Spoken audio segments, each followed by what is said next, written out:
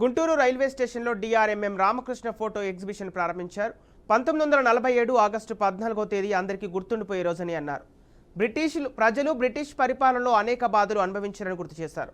August 14వ తేదీ భారత్ పాకిస్తాన్లుగా స్వతంత్ర దేశాలుగా ఏర్పడ్డాయని చెప్పారు.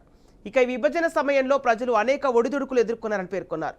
ప్రజలు చేసిన అనేక ఉద్యమాలు, త్యాగాల ఫలితంగా స్వాతంత్రం వచ్చిందన్నారు. ఇరు దేశాల విభజన సమయంలో ప్రజలు ఎదుర్కొన్న సమస్యలపై ఎగ్జిబిషన్ ఏర్పాటు చేసినట్టు రామకృష్ణ వెల్లడించారు. 2021లో ఆనరబుల్ ప్రైమ్ మినిస్టర్ గారు announced on the day as a part of the Azadi Amrit Mahotsav scheme. 14th August will be remembered as a partition remembered.